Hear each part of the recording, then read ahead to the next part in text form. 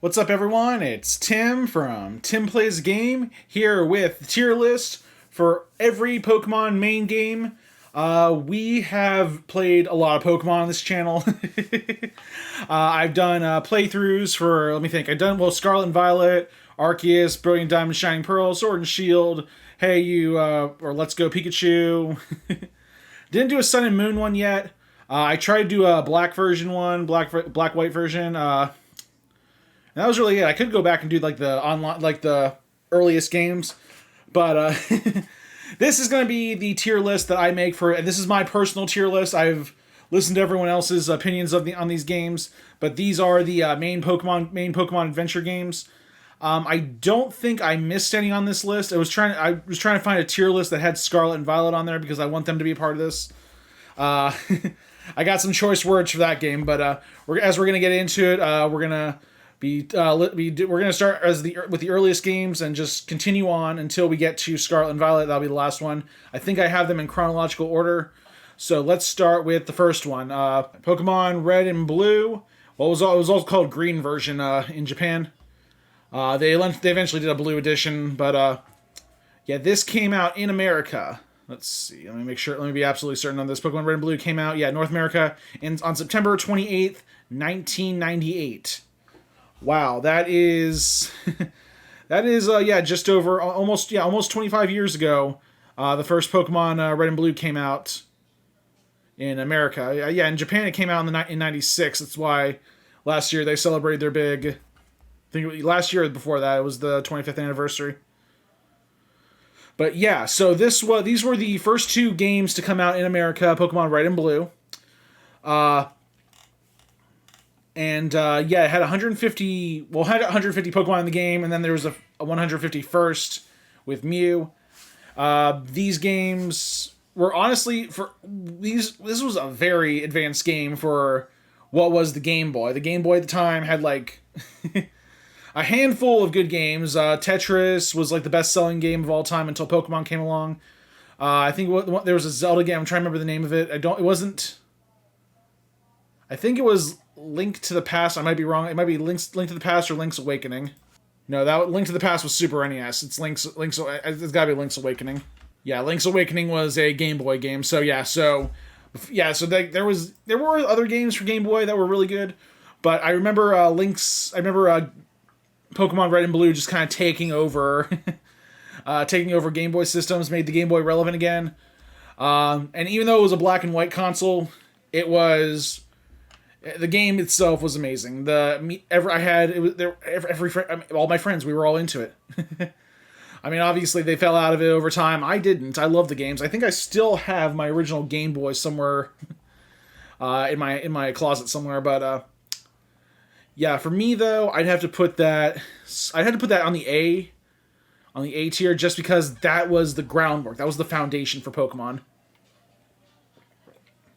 Can't say for sure though if it would be what would make S tier. I guess probably anything above it. But as far as like the core standard, the first Pokemon games, they just knocked it out of the park. Next is Pokemon Yellow. This one is going to be weird because it is the Pokemon Red and Blue games with a twist. Your first Pokemon is, instead of Bulbasaur, Charmander, or Squirtle, you're given a Pikachu. The Pikachu cannot evolve. You have to walk everywhere with the Pikachu. The Pikachu is always in your team. I'm not sure if you can box the Pikachu or not, but yeah, so based on that, I mean, you can get all the starters in Pokemon Yellow, but you kind of have to look for them. It's a good game. I don't like, though, that's my only complaint, though, is that you have to use a Pikachu. You don't get a choice on a starter. Other than that, though, yeah, I would kind of give it a little bit lower than Pokemon Red and Blue. Other than that, though, I mean, yeah, it was basically the same version. It was the same Red and Blue, just a little added extra stuff. But I don't think it did anything to improve the game from there. Going forward, Pokemon Gold and Silver. Yeah, I remember getting Silver version. That was the one I got. Friends got Gold version. That was one thing me and my friends did. Made sure one of us had a different version than the others, at least. And I was the Silver version guy, so yeah, I had to trade a Lugia back and forth between games a lot. This game This game was definitely an improvement from the first Pokemon game. One of the cool things they had was, since the Johto region that's set in and the Kanto region are like neighbors, after you beat the game in the Johto region, you can actually go to the Kanto region and fight like stronger Pokemon trainers from Red and Blue, which was really cool. And then there's more stuff to it. Really, honestly, and also it included new types of Pokemon, Dark and Steel types, which I really liked. I would say, yeah, overall improvement to the game. Now, I'm not sure if I would give it an A or an S tier. Actually, they had new features. I'm gonna put that one in S tier. I know that's not gonna be popular, but that's just a personal feeling. Actually, I'm gonna move that to the A tier. Second thought, because the S tier version will be Crystal, which was Gold and Silver, but this one included like a side story with Suicune. Where you can actually catch Suicune, and I like that. I liked Suicune's one of my favorite legendaries, so that was an improvement there.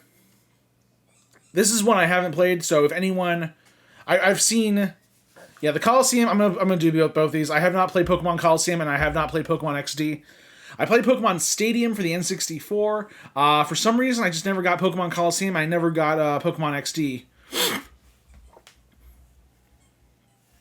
Both games I've heard a lot about, but I'm gonna put them in the haven't played list just for the sake of integrity.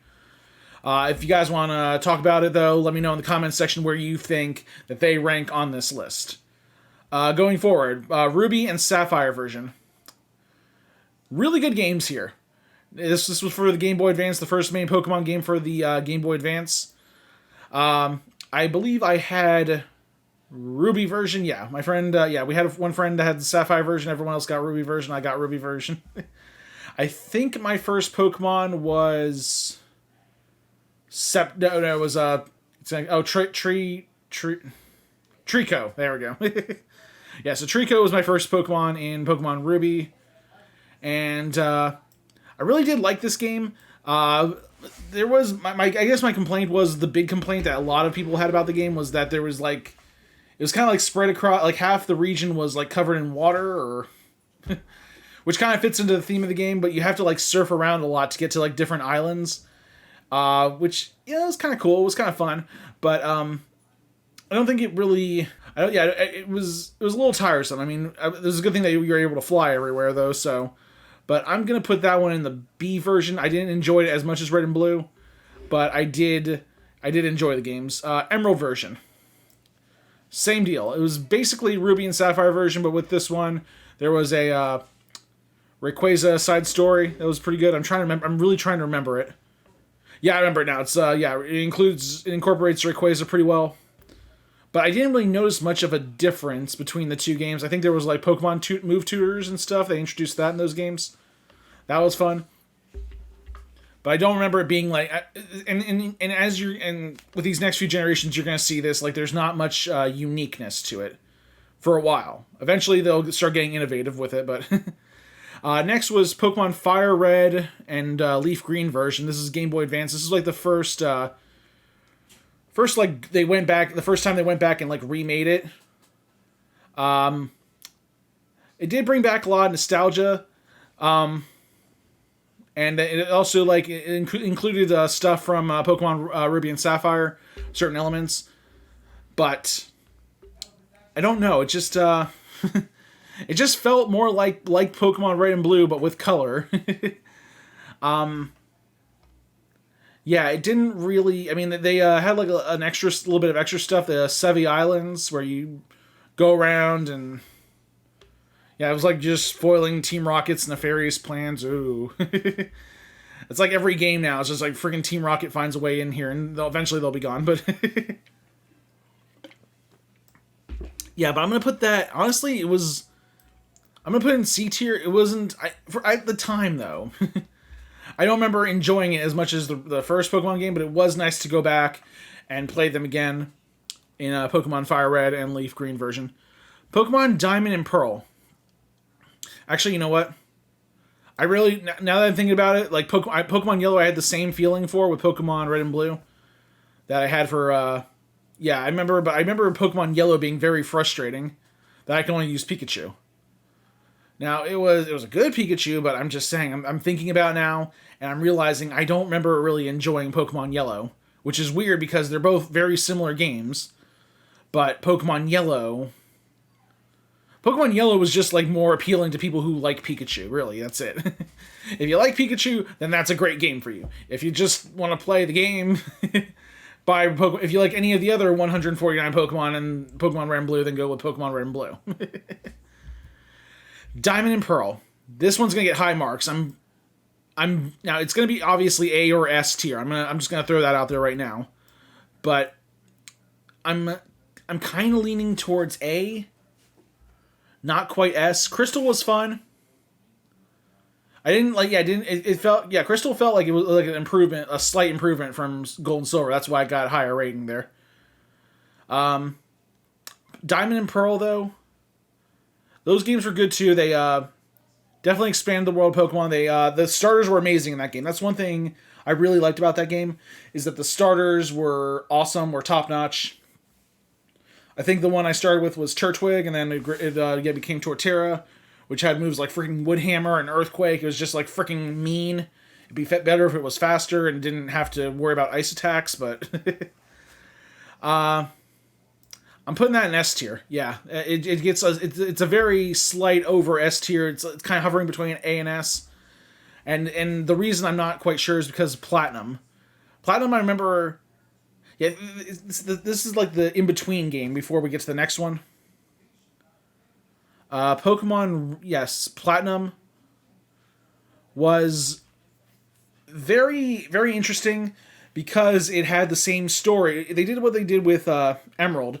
They kind of had like an alternate story almost, where it was like an expanded but alternate story. So Platinum was fun. I remember. Yeah, I'm trying to remember. Trying to remember what they did differently. That's the thing. It's whenever they do these games, like they do like this in between generation games. It's kind of hard to remember the differences, the main differences. But I remember this is when they had Giratina. They had Giratina alternate forms. I'm gonna put that one also in S tier just because I really did enjoy both these games. Pokemon Heart Gold and Soul Silver. Now this one's weird because this one was DS. I believe they introduced the Pokeball, like the little Pokemon Tamagotchi thing, which was cool, where you could like take a Pokemon with you, and like it acted like a pedometer where every step you take, you get like more free stuff. I think they introduced hidden abilities in this game or something, or it was either this one or the next one. But yeah, they started introducing hidden abilities for Pokemon. And like certain Pokemon you caught in the little pedometer, you could actually catch certain Pokemon with hidden abilities or like secret moves and stuff. I remember that you could actually catch a Munchlax with self-destruct, which was incredible because it's a normal physical attack, and Munchlax evolves into Snorlax, which is one of the best normal type heavy hitters, at least at the time. So, but really, yeah, the pedometer thing was kind of what sold the game. Other than that, though, the game itself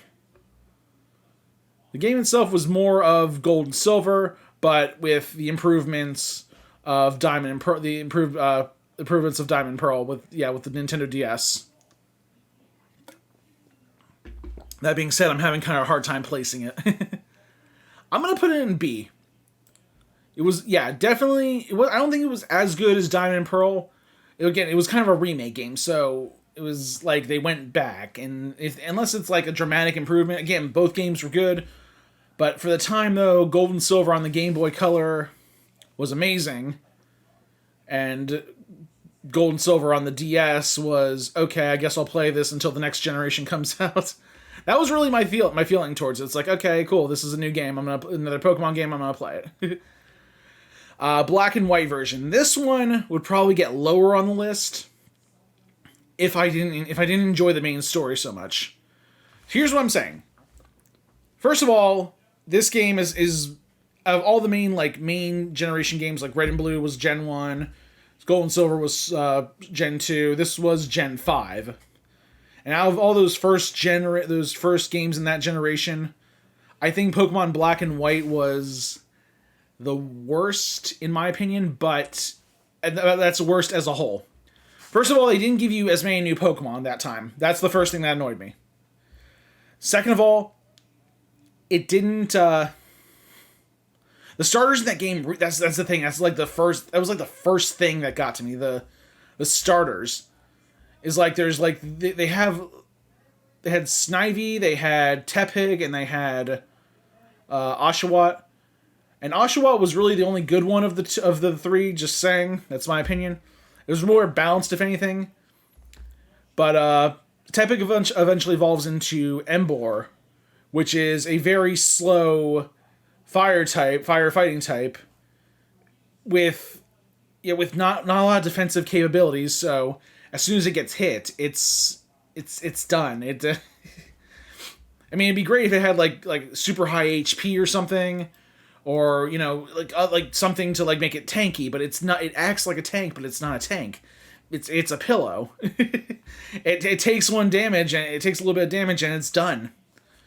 That being, let's see, Snivy eventually evolves into Serperior, which had some good moves, but yeah, they're mostly grass moves. It could learn like Reflect and Light Screen stuff, but other than that, though, yeah, it was very limited move pool, which I didn't like. And then Samurott, which was the final stage of Oshawott, was just so basic and boring. It was just like here's another water type. Have fun.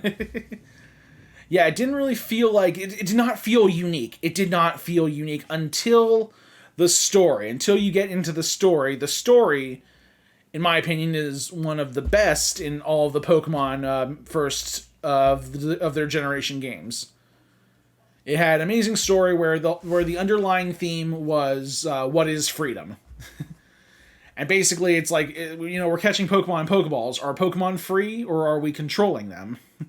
It kind of raised that question. It was like one of those things that was like really one of those things that makes you think like, oh my god, this part of my childhood was actually probably horrible. I'm taking small animals out of their environment and I'm controlling them. Am I a good person or not? And yeah, it was like this amazing story where you're dealing with this group of people who want to liberate Pokemon, but at the same time, you know that you and your Pokemon care about each other, so it's not really liberation as much as it is straight up stealing Pokemon. So, but I'll let you get into that game. I'm not going to spoil anything else. So we got to take into two things into account. Amazing story, but at the same time, it wasn't really much better. I remember, so like some of the newer Pokemon were just kind of, yeah, they weren't that great. I can only remember like a few Pokemon from that game that I liked. And even then, it's like, I think, Swampert. Swampert was one of them, was one of the Pokemon I liked. God, this is we're going all the way back to Gen 4. Or Gen 5. No, Gen 5, yeah. Swampert, God, I can't, I'm drawing a blank.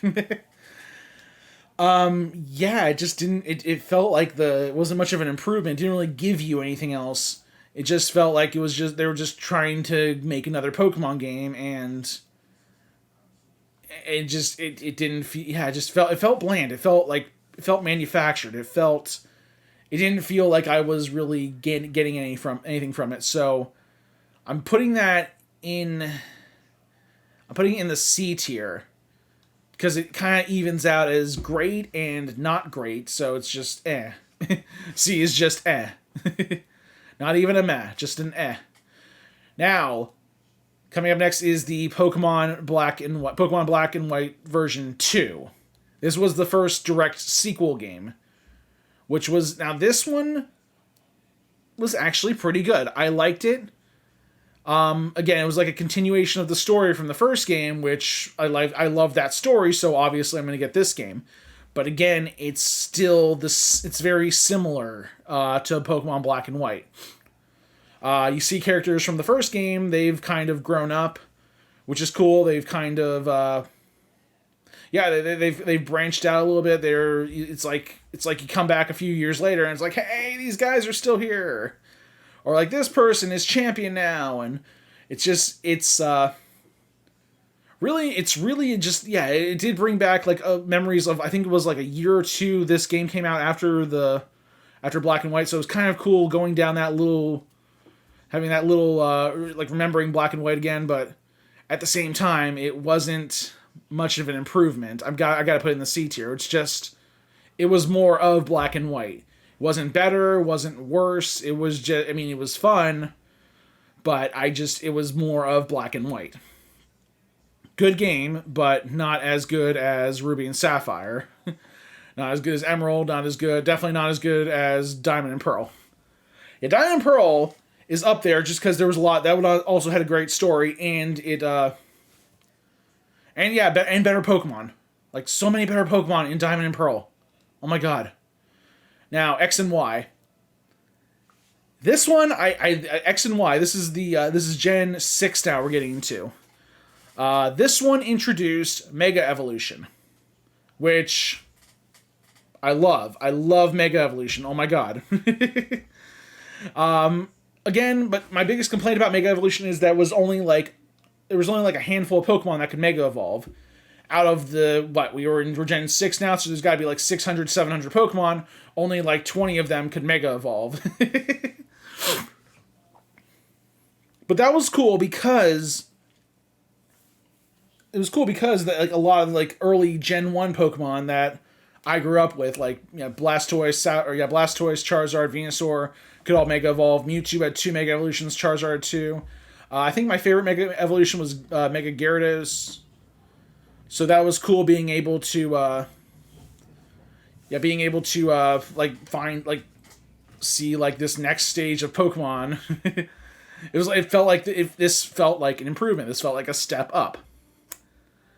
That being said, and also you could actually, I think in this game you could customize your trainer, which was something they could not get a hold of for the first 5 generations. But we finally got that in Gen 6.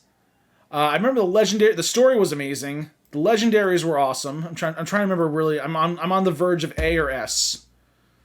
Like, I kind of want to put it in S tier, but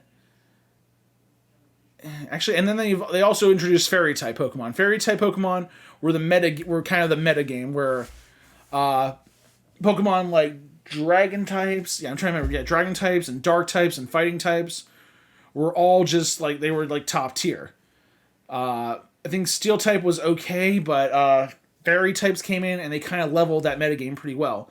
Where Dragon types and Dark types and Fighting types were taken down a little bit, and Steel types actually saw a little bit more play because Fairy types were being used a lot. So Steel types could counter them, and Poison types could also damage Fairy types more, so Poison types were made relevant again. Yeah, before that game, Poison types were like not even... It's like they can use Toxic, and that's it. and any Pokemon could learn Toxic because it was a TM. I think eventually in later games they got rid of that, but X and Y, I'm gonna put that's an S tier for me, actually. Yeah, that one was what brought a lot of people back to Pokemon. Pokemon Alpha Sapphire and Omega Ruby. Again, this is just like Heart Gold and Soul Silver, and Fire Red and Leaf Green version. Again, it's a remake game. They took the Game Boy Advance games and updated them for the 3DS. I'm trying to remember if you could customize your trainer or not.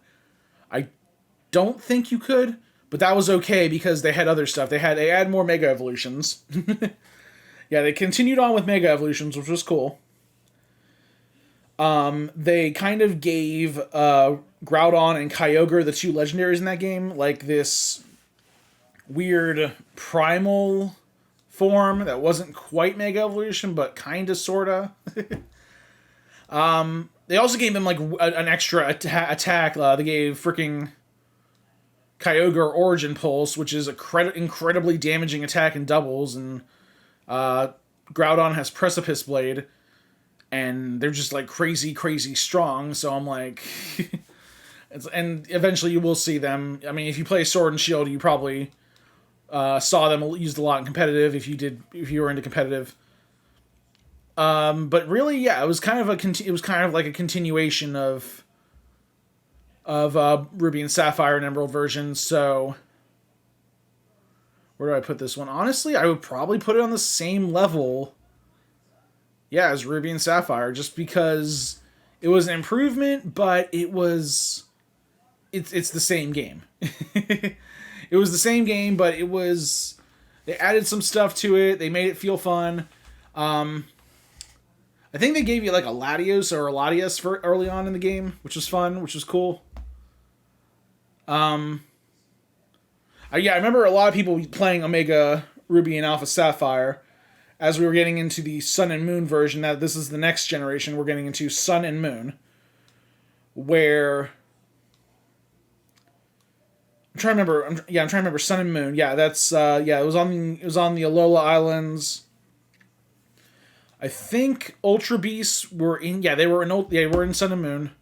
So that we got the Ultra Beast in that game. We got Mega Evolution was still in it, but they also used Z moves, which was interesting. It's like one big bang attack you could use, which was cool, but I mean, it was not worth it. It's like you can Mega Evolve or you can use a Z move, which, I mean, I kind of feel like unless you don't have like a Mega, I mean, the cool thing about Z moves is that any Pokemon could use a Z move, but Mega Evolution, only certain Pokemon can Mega Evolve, so that was kind of the balance there. If you don't have a Pokemon that can Mega Evolve, Z moves work well, or if you have like a really good strategy with the Z moves. One thing I did like about Sun and Moon, I'm trying to think, did they stop? Yeah, in X and Y they had like they had like little chibi trainers, but in Sun and Moon they had like, you know, like a full body trainer, and then you could like fully customize your trainer, the style, the clothes they wore. Yeah, I felt like it did feel like they took X and Y and then they went further with it. You know what? I'm moving X and Y down one because I remember now there were things about that game. It was fun, but actually, you know what? No, I'm going to keep it an S. Okay. But Sun and Moon was, and this is kind of a weird thing. I'm going to give it a high ranking for this. Both of them actually, Sun and Moon, and Ultra Sun and Ultra Moon, because these were the last few games to actually have a national Pokedex. Games going forward will not have a national Pokedex, and that is infuriating because there are Pokemon in some of these next generation games that cannot use certain Pokemon. And every explanation I've like gotten from like people who've like developed, or any information they've released about why there's no national Pokedex, just seems like a BS response. That seems to me like they just didn't want to include certain Pokemon in these games, either to keep the battle system balanced, but they said it's because they could not design all the 3D models for these games, which that makes sense, but We live in a world where you can update games. You can include 3D models eventually. It just feels like they didn't want to. I guess they didn't maybe want to overload the games. That's something. But every time though, it feels like the national decks. It feels constricting. Like we can't use certain Pokemon from previous generations now with these newer games. So I'm giving Sun and Moon and Ultra Moon high marks. Again, great stories too. Probably on par with Diamond and Pearl and Black and White, in my opinion. But as far as story goes, and then the introduction of Z moves was fun. They kept Mega Evolutions. Again, after that, they don't have Mega Evolutions.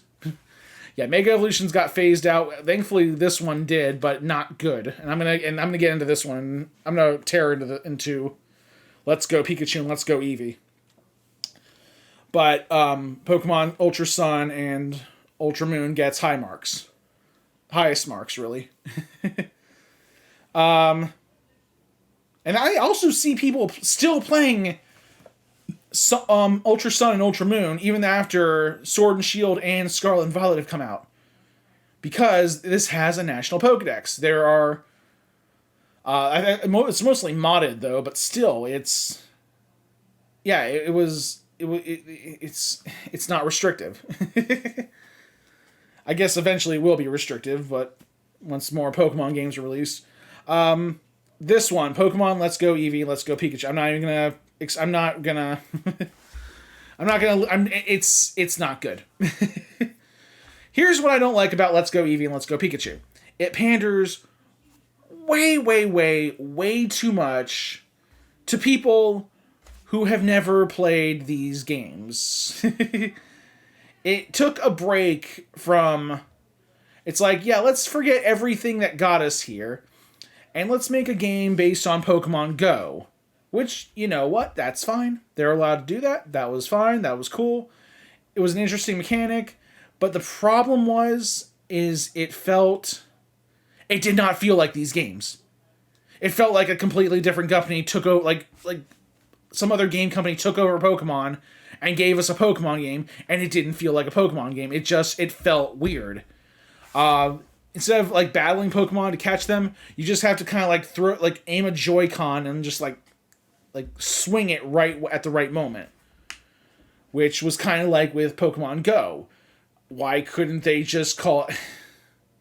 It felt more like Pokemon Go, if anything. Which, I could just play Pokemon Go. I don't need to buy this game. And this game actually, like, hooked up to Pokemon Home, and Pokemon Go hooked up to Pokemon Home, so you could bring Pokemon from Pokemon Go into Let's Go Eevee and Let's Go Pikachu. Which, I mean, that's cool and all, but it wasn't really necessary, and didn't really make the game more fun, in my opinion. Let's Go Pikachu and Let's Go Eevee.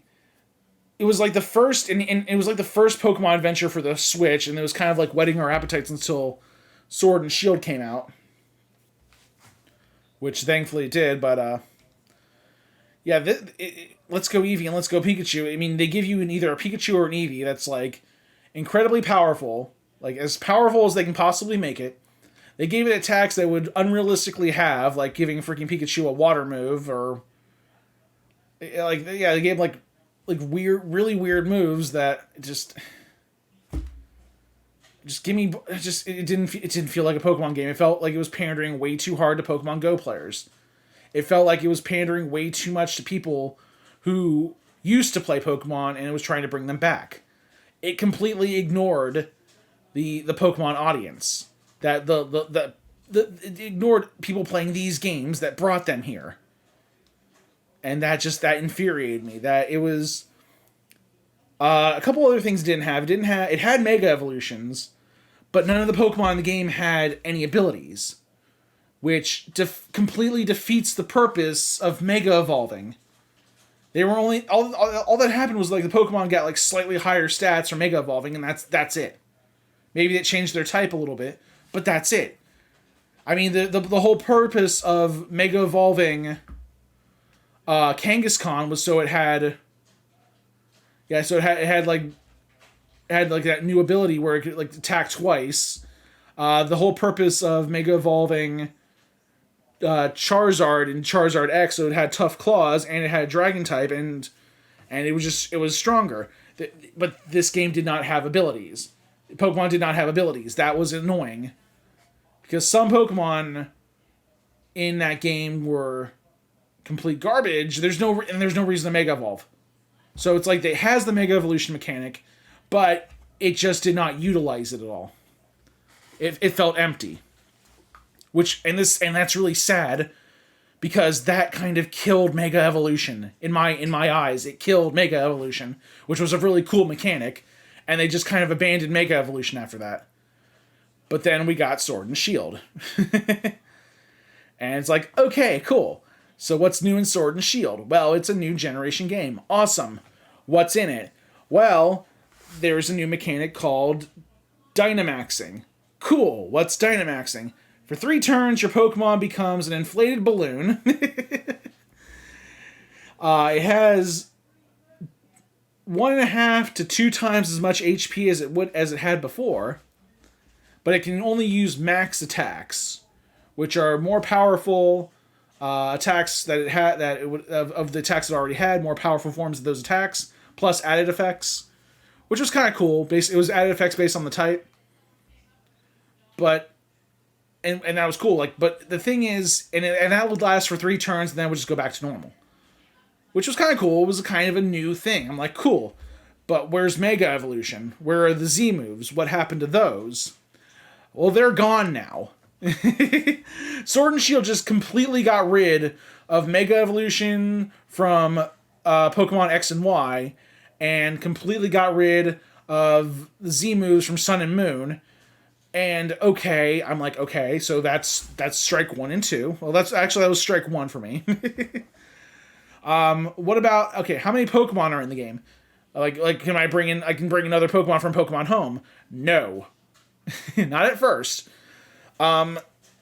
This was the first game, like I said, in Ultra Sun, Ultra Moon was the last game to have like an unrestricted national Pokedex. Sword and Shield, this is when they came out. At this point, they said, I think, let's see, how many Pokemon did they have in Sword and Shield? Let me look at this real quick. By the time Sword and Shield came out, there was almost 800, no, more. 890 Pokemon, which that's a crazy amount. There were 890 different Pokemon, with Eternus being number 890. And they just came out and said, yeah, we can't have all these Pokemon in this game, so only certain Pokemon were available in Sun and Moon. Now that might, again, for people who haven't played Pokemon much, that wouldn't seem like a big deal. For me, this was a huge deal. And let me see if I can tell you exactly how many Pokemon were in Sword and Shield. And I'm going to tell you this is after the DLC. So before the DLC we had even less, but before the DLC, and I'm just throwing this number out because there was 400. 400 of the 890 Pokemon. I think by the DLC came out there was like 100 more added to it, but still, you could only use 400 of the 800. That's less than half. That was like half the Pokemon you've caught in these previous games. They can't be brought in. They were left out. They were excluded. They were separated. They would go into Pokemon Home, and you could not bring them in. And it felt restrictive. That was strike 2 for me on this game. That being said, I did like Sword and Shield. I played this game until until Scarlet and Violet came out. Yeah, I actually have a crap load of live streams dedicated to Sword and Shield because it was like battling it was so much fun. Eventually, they did allow, I think by the time the DLC came out, you could use you could start using certain Pokemon again, start using certain legendaries. They allowed you to bring in all the Ultra Beasts from Sun and Moon. That was nice of them.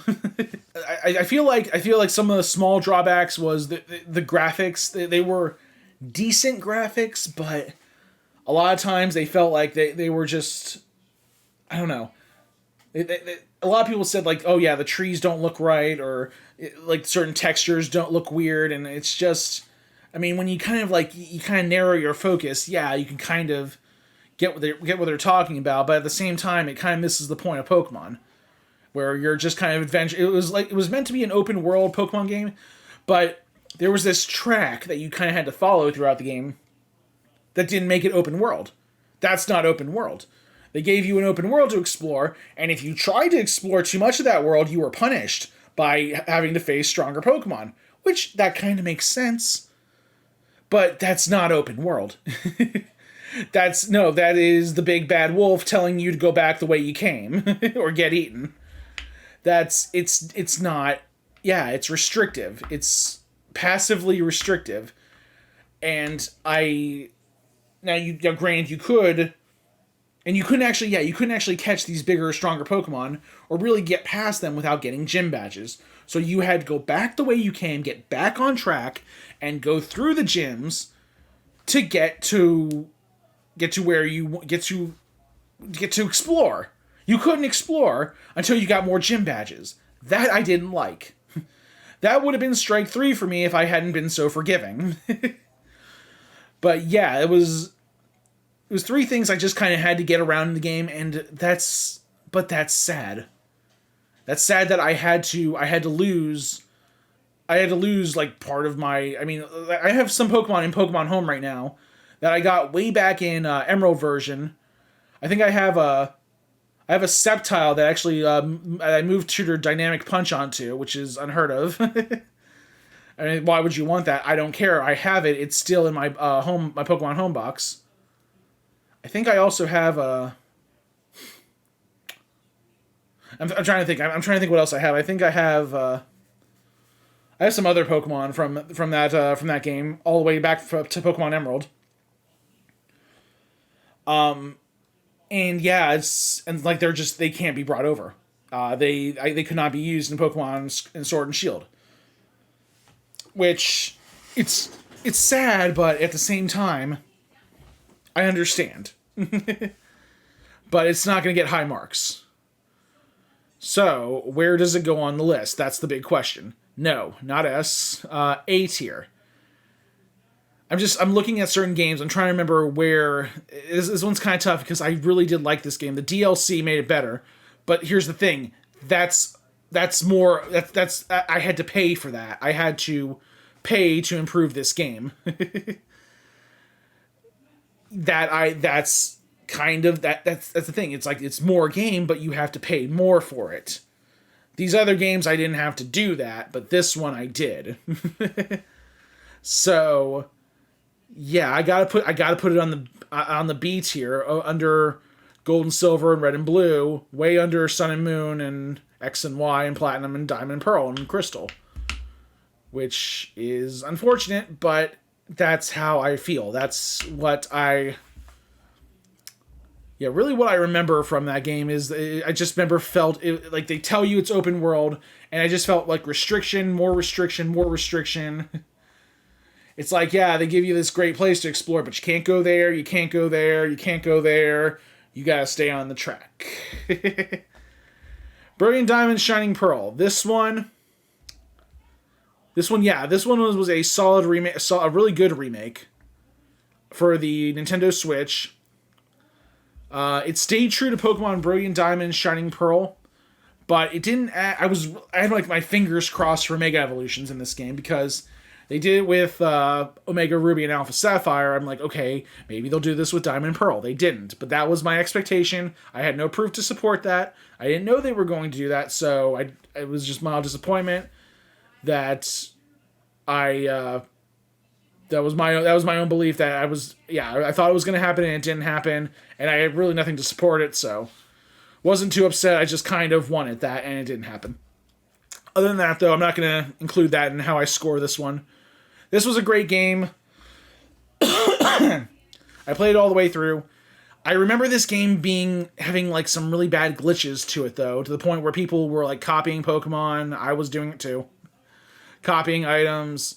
This is all pretty recent, like last couple years, I believe. So, I really enjoyed this game.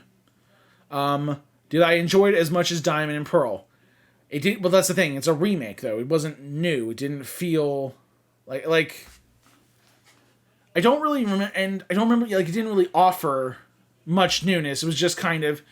People kept asking for a Brilliant Diamond, Shining Pearl remake. Nintendo just kind of caved and gave it to them, and there's like, and then you play it through, and then you're done. And like, there's some incentive to keep playing it, but really, they did something with Pokemon Home that I do not like, where like when you transfer the Pokemon from Brilliant Diamond to Shining Pearl, try to bring them into like Legends Arceus or Sun and Moon or Sword and Shield. They would like, it's like they're just gonna reset the attacks, which kind of was a downer for people who played Pokemon religiously, where they could like go like get a Pokemon from say Ultra Sun and Moon that had move tutored, like the move Teleport onto it, and then they transfer it to Sword and Shield, and then they can use I had a Slowbro that uses Teleport and has the hidden ability Regenerator, so it like takes damage, then I can switch out Pokemon. And then the Regenerator ability heals. That's a good combination. And it uses attacks where it cannot learn Teleport in like any other game. With Pokemon Brilliant Diamond, Shining Pearl, Pokemon Legends Arceus, those moves reset, so you can't do that anymore. Which was kind of a vicious workaround for like competitive players to get like cool attacks, but now they can't do that anymore because that's how Pokemon Home is. That's okay. I'm okay with that. But Brilliant Diamond and Shining Pearl didn't really offer anything new. It was the nostalgia factor. It was pure nostalgia. I gotta rank it less than Diamond, Pearl, and Platinum, and because it's a good game, but it's exactly what I expected and nothing more. So that's what S tier is exceeding expectations. A is expectations, meeting expectations. Pokemon Legends Arceus. I enjoyed this game a lot. This is what I was like hoping for with like when I in my child mind, like what was the future of Pokemon? Like a Pokemon game that felt like a freaking like Pokemon were out to get you, and that's what Legends Arceus was.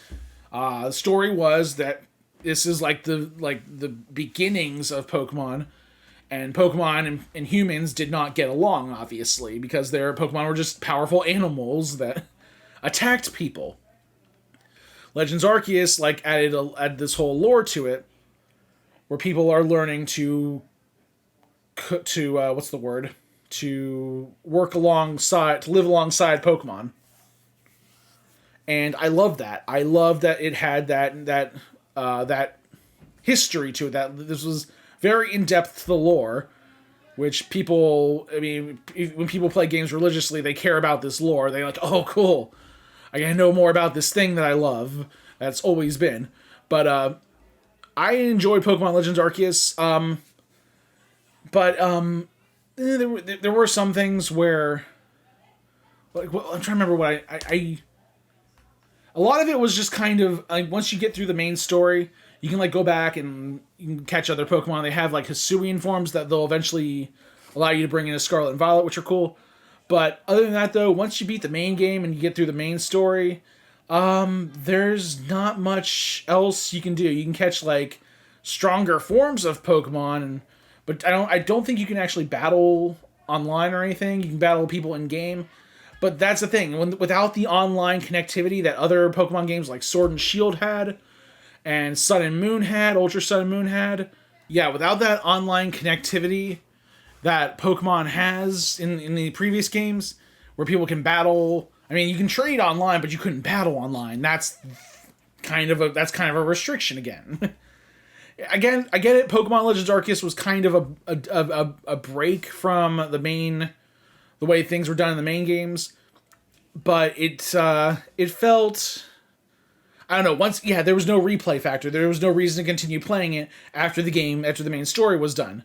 After I did everything in the game, after I caught all the legendaries, after I moved on, I completed the Pokedex. Okay, are we done? Yeah, we're done. Okay, after that, it's just shiny hunting, and shiny hunting becomes tedious. So, yeah, this one, I can't rate it. I gotta put it below Sword and Shield on the C, yeah. I wouldn't put it, I put it above Pokemon Yellow because if I was on a desert island, I would take Legends Arceus over Pokemon Yellow any day of the week. And then finally, we're at the latest game in the Pokemon franchise, Pokemon Scarlet and Violet. We have not had any DLC. We have not had any announcement of DLC. We will be getting DLC. We will be getting Pokemon Home connectivity. But what that does for the game is yet to be seen. It obviously allow you to bring in certain Pokemon from the past, but not all of them, because again, it is very restrictive. That being said, the Paldea Pokedex, again, 400 Pokemon, so just like Sword and Shield, they basically took 400 from, and I'm not kidding here, the now Pokedex with the Pokedex, the National Pokedex now, if they had one, would well exceed 1,000. And we're only getting 400 of those Pokemon in this game. So again, there is that restriction that I don't like. But this game is an improvement on a lot of other aspects. First of all, they got rid of Dynamaxing and Gigantamaxing, which I didn't really care for that much. And they replaced it with Terastallizing, where you can basically change the Pokemon's type to anything your heart desires, not at the time, but beforehand. And that was something I kind of secretly wanted in Pokemon. Just the ability, like people will plan on, like, okay, this Pokemon, they would plan on, like, what they're going to do before the battle based on what types your Pokemon have. Like, like say you have a Hydreigon, or yeah, you have like dragon types or dark types or fighting types, and it's like they're gonna, okay, well, if they have all those, then I'm gonna bring in a fairy type Pokemon to take care of all those dragon and dark and fighting types. With terastallizing, though, you can just completely turn that around on them. Instead of that fairy type attacking my dark and dragon type Hydreigon, I can terastallize it into a steel type, where it's it's no longer like incredibly weak to fairy types, but it is now resistant to fairy types. You can do that with other types. I mean, this is it basically is the meaning of the word game changer. So because of that's going to give it high marks. But it's going to give it higher marks than Sword and Shield. Was it going to put it in the A tier? Is it going to put it in the S tier? This is where things get complicated. It's a good game. I played through the story. The story's fun. The story, and here's the thing. The story is open world. You can just do whatever. They'll kind of like give you like a phone call in the game and tell you, hey, shouldn't you be doing this? Or, hey, you're close to this location. Why don't you do this? They'll like guide you toward that. You'll kind of want to do that, but you don't have to. You can just go anywhere and do anything and do what you want.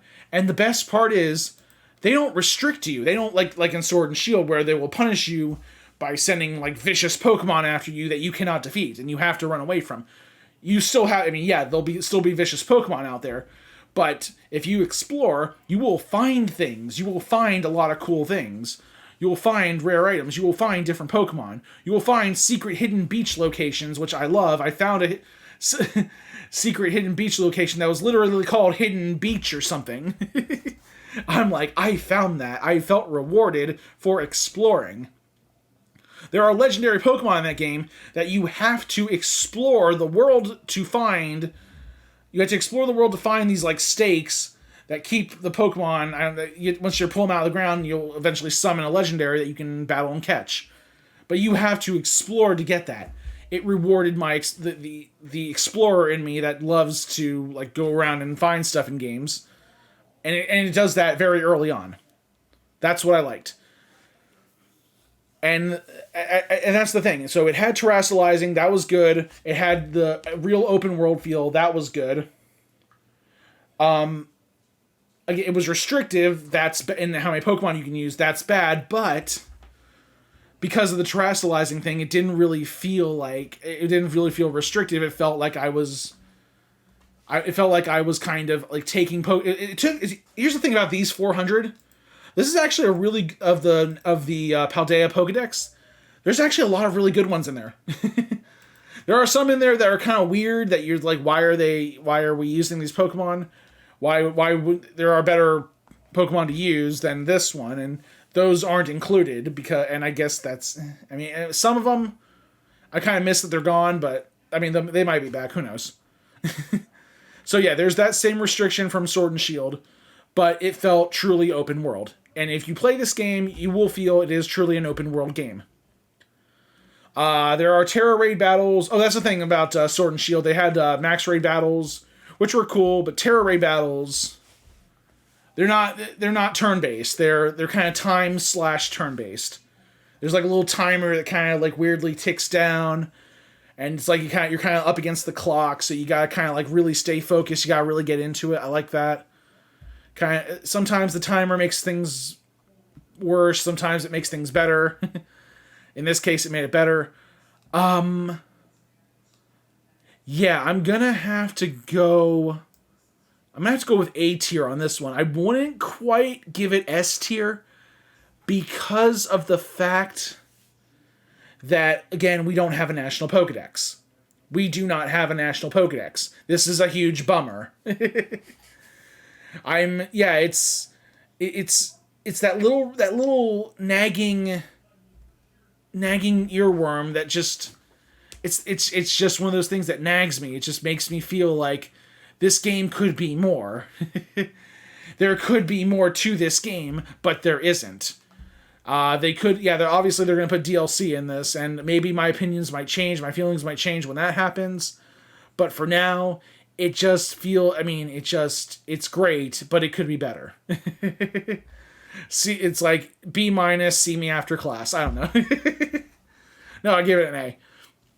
But yeah, that's the list right there. I haven't played. I probably should go back and play Pokemon Coliseum and Pokemon XD for like a first time. Just do that in a playthrough. That'd be cool if I can somehow figure out how to hook up a Nintendo 64 or GameCube. I'm trying to remember. I think Coliseum was Nintendo 64, and XD was GameCube. I might be wrong on that. But yeah, if I can figure out how to get a capture card for that, that'd be cool to go back and do those games. But I really do want to hear your guys' thoughts. Let me know in the comment section what you think I got right, what you think I got wrong. Argue with me. Let's start an argument. Let's make this happen. Let's make this feel real, alive. If you think I got something right, if you think I agree with it, cool, send me the agrees. If you think you disagree with it, fight me to the death on some of these things. I know someone's going to get on me for putting Ruby and Sapphire below Gold and Silver, so yeah, let's fight. But yeah, that is going to wrap things up for this video, guys. Thank you guys so much for watching. Make sure you like this video, subscribe to TimPlaysAGame, and stay tuned for more Pokemon. We're going to be doing all kinds of Pokemon games on this channel, if you haven't already figured that out yet. I just got done doing a big playthrough of Pokemon Violet. I'm thinking about going back and doing a Pokemon Scarlet Nuzlocke. I do Pokemon Scarlet and Violet Link battles every Saturday, 9 p.m. Eastern, right now, live. So tune in for that. But until next time, this is Tim from TimPlaysAGame signing off. And have a good night, guys.